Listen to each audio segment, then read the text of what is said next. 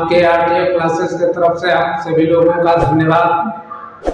आप सभी लोग इस चैनल पर बने रहिए, जिससे कि हम आगे जो भी बायोलॉजी से संबंधित क्वेश्चन हैं, जो पेपर में बहुविकल्पी में भी आते हैं, दीर्घ उत्तरी में भी आते हैं और कई प्रकार के ऐसे जो बड़े बड़े कंपटीशनों में भी पूछे जाते हैं, ऐसे क्वेश्चनों के बारे में आपको आरटीए क्लासेस के तरफ से अध्ययन कराया जाएगा। और इस आरटीए क्लासेस के माध्यम से आज आपको हम मनुष्य का प्रजनन तंत्र के बारे में पढ़ेंगे कि मानव का प्रजनन तंत्र क्या है, अर्थात जिसमें मनुष्य अर्थात नरों का सिर्फ हम यहाँ पे चर्चा करेंगे। इसके बाद हम मादा के जन्म तंत्रों का चर्चा करेंगे। तो सबसे पहले हम देखें, जैसा कि आप सभी जानते हैं कि जो मनुष्य होता है, मनुष्य में नर और मादा दोनों आते हैं, जबकि यह एक लिंगी प्राणी होते हैं। नर अलग होते हैं और मादा अलग होती हैं, और नर और मादा में जो जनन अंग होता है ये भी अलग अलग होते हैं। अब सबसे पहले चीज ये देखना है कि आप जब जनन तंत्र के बारे में पढ़ते हैं तो जनन तंत्र का कार्य क्या है। कोई भी मानव या कोई भी जीव अपने वंश की निरंतरता को बनाए रखने के लिए पहले तो जनन क्रिया करता है। जनन क्रिया के फलस्वरूप उससे नई संततियां बनती हैं, जिससे कि उसके वंश की निरंतरता बनी रहती है। तत्पश्चात हम इस जनन तंत्रों के माध्यम से ये देखेंगे कि सबसे पहले मनुष्य के जनन तंत्रों का जब विकास होता है तो उसके अंदर अनेकों प्रकार के परिवर्तन होते हैं, जिन परिवर्तनों को हम लैंगिक गौण लक्षण के नाम से जानते हैं। सबसे पहले चीज, जब नर और मादा दोनों आपस में संसर्ग करते हैं तो उससे नर युग्मक और मादा युग्मक ये दोनों निकल करके और द्विगुणित युग्म नर का निर्माण करते हैं, जिसको आप जाइगोट कहते हैं। जाइगोट के बाद आप देखेंगे धीरे धीरे वह विकसित होते हैं, जिसके फलस्वरूप उसका समसूत्री विभाजन होता है, जिसके विखंडन के फलस्वरूप मैरुला का निर्माण होता है। मैरुला का जब विखंडन होता है तो ब्लास्टूला बनता है, और ब्लास्टूला का जब विभाजन होता है तो देखें कि वह गैस्ट्रूला बनाता है। गैस्ट्रूला के बाद तब कहीं जाकर के वह भ्रूण का एक निर्माण करता है। तो इस तरीके से हम जनन तंत्रों के बारे में अध्ययन करेंगे। दूसरी बात, जो गौण लैंगिक लक्षण है उसे हम कैसे पहचानते हैं।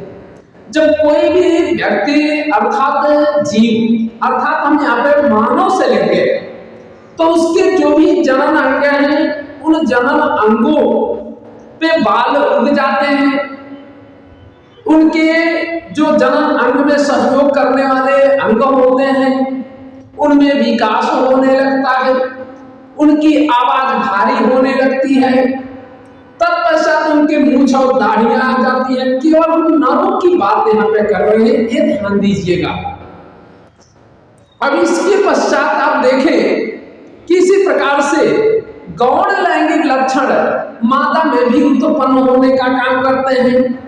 जैसे स्तनों का विकास होता है, जनन अंगों का विकास होता है, उनके भी जनन अंगों पर बाल उगते हैं। ये चीज आपको अध्ययन करने के लिए मिलता है। तो ये सभी गौण लैंगिक लक्षण होते हैं। अब हम यहाँ पे जनन अंगों को अलग अलग से अध्ययन करेंगे। तो अलग अलग अध्ययन करने का मतलब क्या होता है कि हम नर के जनन अंग में क्या क्या चीज होती है और मादा के जनन अंग में क्या क्या चीज होती है, इसके बारे में अध्ययन करेंगे। अब तत्पश्चात हम नर के जनन अंगों की बात करें तो नर के जनन अंगों में सबसे पहले आपका वृषण आता है। अब वृषण के बाद आप देखेंगे कि अधिवृषण आता है, अर्थात वृषण, अधिवृषण, तो शुक्र वाहिनी, शुक्र जनन, फिर इसके बाद मूत्र मार्ग, फिर इसके बाद प्रोस्टेट ग्रंथि, फिर इसके बाद काउपर ग्रंथि, फिर इसके बाद आता है शिश्न। इस तरीके से हम उसको 8 भागों में अर्थात नर जनन अंगों के पूरे भाग का अध्ययन करें तो यहाँ पे देखेंगे कि क्या क्या चीज यहाँ पे दिखाई दे रहा है। जैसे आपका वृषण होता है, आपका अधिवृषण होता है, फिर प्रोस्टेट ग्रंथि होती है, शुक्र वाहिनी होती है, शुक्र जनन नलिका होती है, काउपर ग्रंथियां होती है। ये सभी चीजें आपको बारी बारी से अध्ययन करना है। तो सबसे पहले हमारे लिए मानव के अर्थात नरों का ये जनन अंग है और यह उनके वृषण के अंदर का कैसी संरचना होती है उसकी चित्र यहाँ पे दिया हुआ है। अब यहाँ पे जो नर का जनन अंग है इसके बारे में पहले देखिए। ये जो संरचना आप देख रहे हैं ये शुक्राशय है, फिर इसके बाद ये जो जगह आप देख रहे हैं ये अस्खलन नलिका, ये जो संरचना आपको दिखाई दे रहा है ये प्रोस्टेट ग्रंथि है। यहाँ पे देख रहे हैं कि यहाँ पे छोटी सी ये गुंबदाकार आकृति की जो दिखाई दे रही है एक काउपर ग्रंथि है। ये जो नली आपको पूरी दिखाई दे रही है जो पेनिस तक आई हुई है तो इसको हम क्या कहते हैं ये पहले ध्यान देना। इसको हम नली को सबसे पहले चीज इस नली पे भी ध्यान आपको देना है कि ये नली क्या है, फिर इसके अंदर क्या है, अधिवृषण है, शुक्र जनन नलिका है, फिर इसके बाद यहाँ से आते हैं तो ये देखिए शिश्न होता है, फिर ये पेनिस होता है यानी शिश्न है, फिर इसके बाद ये मूत्र मार्ग है, फिर ये मूत्राशय है, ये मूत्र वाहिनी का यहाँ पे संरचना दिया हुआ है। तो ये सारी चीजें आपको दिखाई दे रही है। अब सबसे पहले हम वृषण की बात करेंगे कि वृषण है क्या चीज। ये मानव के जो नर जनन अंग के जो पेनिस होता है जिसे हम शिश्न कहते हैं, इस शिश्न के दोनों किनारे यानी सामने की ओर यानी वृषण जो होता है वह दोनों किनारों पर यानी शिश्न के दोनों किनारों पर यह एक जोड़ी के रूप में लटका हुआ होता है। यानी दोनों टांगों के बीच में आप देखें कि यह लटका हुआ एक थैली नुमा संरचना होती है। तत्पश्चात ये थैली नुमा जो चीजें होती हैं इसमें वृषण कोश होता है या इसी को हम अंडकोश कहते हैं। जैसे आपने कई बीमारियों का नाम सुना होगा कि कई लोग खड़ा होकर के पानी पीते हैं, तो आपने सुना होगा एक रोग होता है हर्निया। तो हर्निया में क्या होता है कि जब ऊपर से पानी पीते हैं तो अंडकोश में सीधे पानी चला जाता है। तो इसलिए व्यक्ति को कहा जाता है कि कभी खड़ा होकर के पानी नहीं पीना चाहिए। और अंडकोश का जब ऊपर सरक जाता है तो हर्निया का रूप ले लेता है। तो ये चीजें आपको समझ में आ जानी चाहिए। दूसरी बात क्या होता है कि यह 4 से 5 सेंटीमीटर ये लंबा होता है। इसके बाद आप देखेंगे कि यह 2.5 सेंटीमीटर के लगभग चौड़ा होता है और 30 सेंटीमीटर के लगभग ये मोटा होता है। यानी कौन? जो वृषण होता है, जो दोनों जांघों के बीच में पेनिस के नीचे अर्थात शिश्न के नीचे दोनों टांगों के बीच में लटका हुआ होता है। कभी कभी इसके जगह से कहा जाता है कि मानव का जो वृषण है ये शरीर से क्यों बाहर रहता है। तो इसमें क्वेश्चन आता है कि कारण क्या है, क्योंकि वृषण में आप जानते हैं कि नर के जो शुक्राणु का निर्माण होता है। अब नरों के शुक्राणुओं के शरीर के टेम्परेचर से कम टेम्परेचर पे रहना चाहिए, यानी 3 डिग्री टेम्परेचर, शरीर के टेम्परेचर से कम ताप पर रहना चाहिए, क्योंकि स्पर्म उसमें डैमेज हो जाते हैं। जब शरीर के टेम्परेचर के बराबर होते हैं तो डैमेज हो जाते हैं।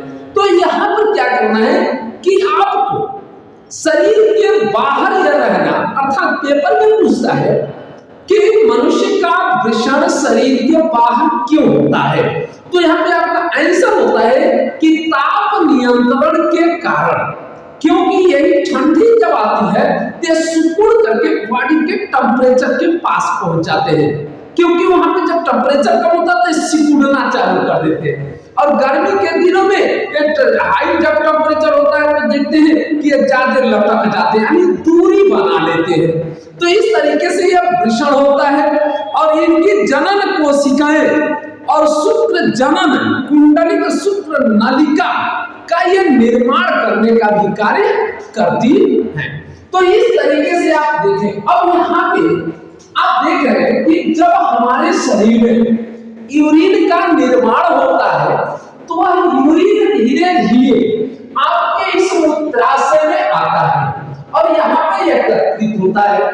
आप जानते हैं कि यह मूत्राशय में जो यूरिन होता है अर्थात यूरिया जो होता है वह यूरिया इस नली के माध्यम से पेनिस में आता है और पेनिस के रास्ते से हम बाहर निकालते हैं। लेकिन बात यह है कि जब कोई व्यक्ति मादा के साथ में जनन क्रिया करता है अर्थात निषेचन का कार्य करता है, तो फिर इसी रास्ते से कैसे हमारा जो वीर्य होता है, जो सीमन होता है, वह कैसे इसी रास्ते से निकल करके बाहर आता है अर्थात माता के शरीर में प्रवेश करता है।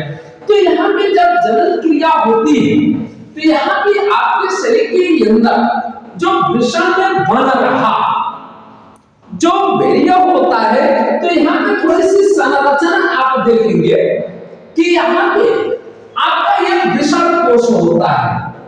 अभी यह वृषण है, वृषण के बाहर एक थैली नुमा संरचना में बंद रहता है और यह वृषण कोश कहलाता है। अब इस वृषण कोश के अंदर की संरचना एक जाली नुमा संरचना देख रहे हैं, तो इसको हम कहते हैं शुक्र जनन नलिका। अभी शुक्र जनन नलिका का मतलब क्या होगा कि शुक्राणुओं का निर्माण इसी शुक्र जनन नलिका में ही होता है।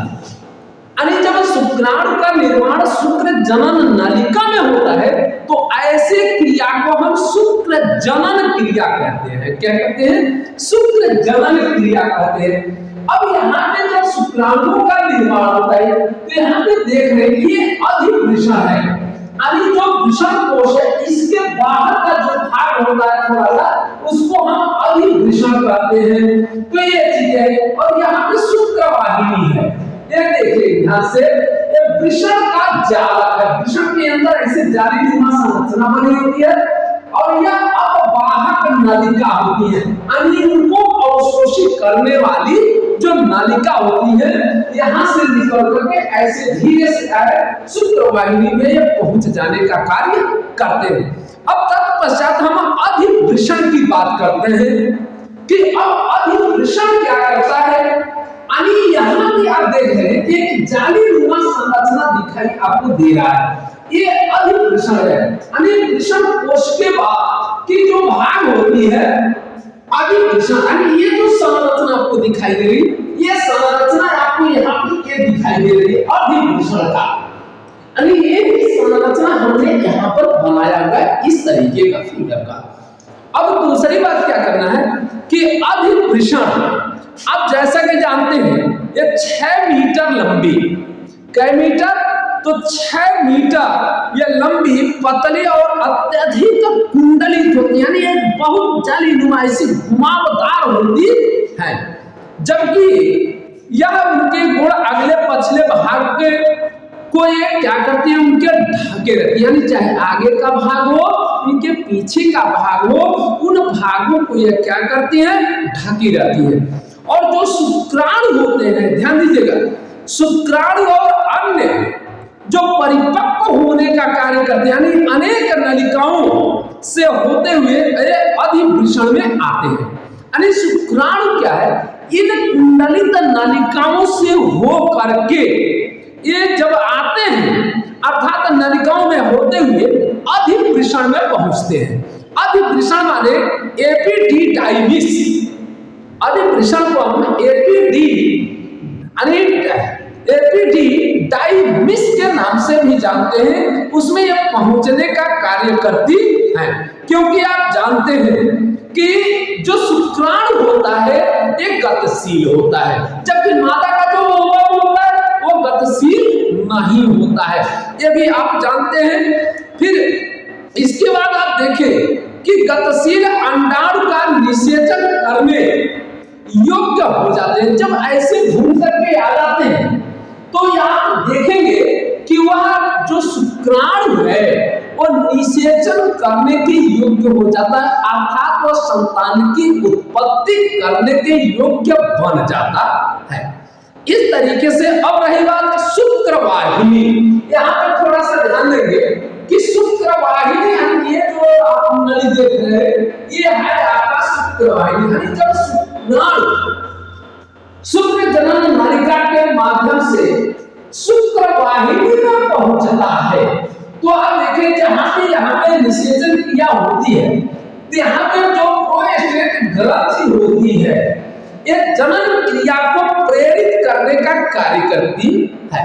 तो यहाँ से प्रेरित होती है, तो प्रेरित होने के बाद यहाँ से इससे होकर के ये धीरे से ऐसे इस नली में प्रवेश करने का कार्य करती है और ऐसे शुक्रवाहिनी को होते हुए यहाँ पे पहुंचती है। कौन पहुंचता है? तो शुक्राणु पहुंचने का कार्य करते हैं। अब ये जो आप देखेंगे जो वृषण है अधिवृषण जो होता है, अधिवृषण का जो अंतिम छोर होता है एक मोटी शुक्रवाहिनी होती है और मोटी शुक्रवाहिनी के द्वारा शुक्राणु शुक्रवाहिनियों के द्वारा उदर गुहा में स्थित शुक्राशय में पहुंच जाते हैं। शुक्रवाहिनी के माध्यम से ये शुक्राशय में पहुंच जाने का कार्य करते हैं और जब ये शुक्राशय में पहुंचते हैं तो वहां से पेनिस में पहुंचने का कार्य करते हैं। अब तत्पश्चात आप देखें कि मूत्र मार्ग होता है, यानी शुक्राशय एक अस्खलन नालिका कहा जाता है कि शुक्राशय एक अस्खलन नालिका के द्वारा यानी जिसमें अस्खलित होती है उस नालिकाओं के माध्यम से आप देखें कि मूत्राशय के सकरे भाग मूत्र मार्ग में ये खुल जाती है। ये कहाँ खुल जाती है? मूत्र मार्ग में खुलती है। तो मूत्र मार्ग से होते हुए ये पेनिस से होते हुए ये माता के शरीर में ये प्रवेश कर जाते हैं। अब ये यहाँ पे ये बात आती है कि जो मूत्र होता है कि मूत्र की जो पेनिस होती है यहाँ पे पतली छिद्र होती है और उस छिद्र के माध्यम से जिसको हम जनन छिद्र के नाम से भी जानते हैं। इस तरीके से अब आता है हमारे यहाँ पे थोड़ा सा दिया है प्रोस्टेट ग्रंथि। अब प्रोस्टेट ग्रंथि का कार्य क्या है इसके बारे में थोड़ा सा आप ध्यान देंगे, क्योंकि आप जानते हैं कि यह ग्रंथि कई पिंडों की बनी होती है और कई पिंडों की जो बनी हुई होती है मूत्र मार्ग के अधर भाग पर, यानी जो मूत्र मार्ग है मूत्र मार्ग के अधर भाग पर यानी कौन के काउ पर देखिए आपका मूत्र मार्ग है और यहाँ पे आपका ये देखिए काउ पर ग्रंथि दिया हुआ है। तो ये अधर भाग पर यानी उसके आधार से ये चिपका हुआ होता है, यानी ये प्रोस्टेट ग्रंथि होता है जो एक क्षारीय तरल पदार्थ को त्यागता है जो अम्लीय होता है, यानी कौन काउपर, यानी काउपर ग्रंथि ये मूत्र मार्ग के अधर तल पर लटका हुआ होता है जो एक अम्लीय पदार्थ को ये क्या करता है शुक्राणुओं को सक्रिय बनाने के लिए त्यागने का कार्य करता है। यानी शुक्राणु को सक्रिय माने मजबूत और तीव्र तेज बनाने का कार्य जो करता है वह कौन करता है? काउपर ग्रंथि करता है।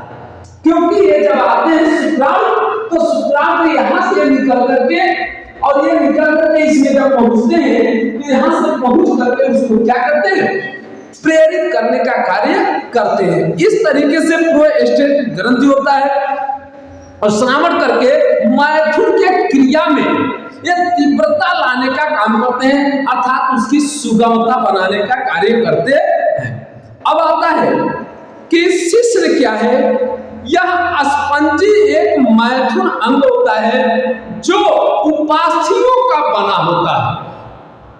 अब रही बात है, मूत्र मार्ग गुजरता है जो शिश्न के अंतिम भाग में जाकर के खुलता है, अर्थात ये आपका क्या है, पूरा नर जनन अंग का चित्र है। और इसके माध्यम से आप विभिन्न प्रकार के क्वेश्चन को देखा कि कहां पर कैसे चीज। अब यहाँ पे क्वेश्चन कभी ऑप्शन में पूछ देता है कि नर जनन अंगों में कौन कौन से अंग भाग लेते हैं। तो यहाँ पर देखिए इतने अंग हैं, तो एक वृषण है, वृषण कोश है, अधिवृषण है, स्खलन नलिका है, काउपर ग्रंथि है, प्रोस्टेट ग्रंथि है, शुक्र जनन नलिका है, शिश्न है, मूत्राशय। ठीक, ये सभी जनन अंगे मनुष्य के प्रजनन तंत्र का एक अंग का एक भाग है।